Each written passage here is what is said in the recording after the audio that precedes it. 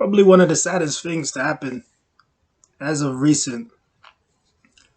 Liverpool's star man, Liverpool's man who just got back into the team, Diego Jota, is now out with a calf injury, as reports have said, which not only affects Liverpool, who are bustling for goals, who somewhat need a player that is good in the air, because for me, Jota's one of the best headers I've seen.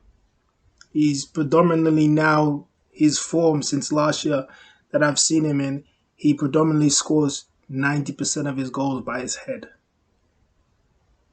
which in a Liverpool team that crosses the ball would really admire that since they have lost Manny now. And Darwin Nunes is still finding his feet. He could probably pick up that slack of what's happening. However, Diego Jota has been such a class player. He's been one of the best players in that squad too. He's performed on regular occasions. He doesn't need many minutes to score. He just needs to be in the right spot. He's probably one of the best position-based players I've seen, who is always in the right spot for when the ball is about to drop. He knows how to find and pick his spots. So for Diego Jota to be injured like this and have to be carried out on a walker, it's pretty sad. It's pretty sad for me. Because not only will we'll miss out on seeing Diego Jota, he may have to undertake further action. Because it is saying from the reports that he may not be able to play in the World Cup in Qatar next month. So that is devastating because Portugal would be dying to have him in their squad. And he's one of those players that seems to perform.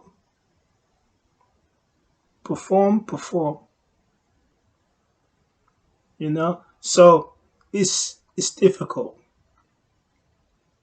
There's certain players when they play for their country they may lift. And I feel Diego Jota is consistent.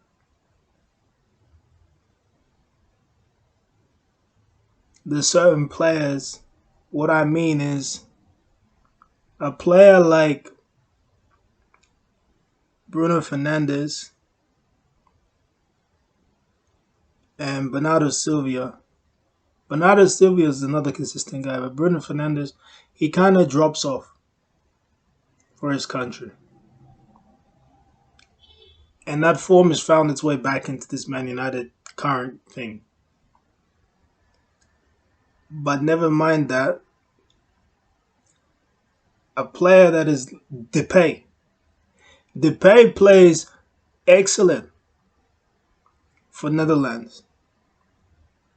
Better than his club football as of current. But for Jota, on equal leveling, he does it. He does it. So it's just a shame to see a player like that not be able to do what he loves to do. May have been the many games, but with a manager like Jurgen Klopp, he knows how to rest the players. I know Salah and Manis didn't like that, but they haven't had much injuries. You know, that has been them inflicting it on themselves type injuries. So hopefully he has a speedy recovery. He comes back in form, comes back to play what he loves. And we see Diego Jota again helping out Liverpool and doing what he does best. Because it's a shame. This World Cup seems like it's going to be a golden one. And to not have players like that in the rotation, it doesn't make it as special as it should be. But it's good that he said in some of the reports that he will be supporting from outside. So that still shows you his commitment to the game, his heart for the craft. So clap for you, Diego.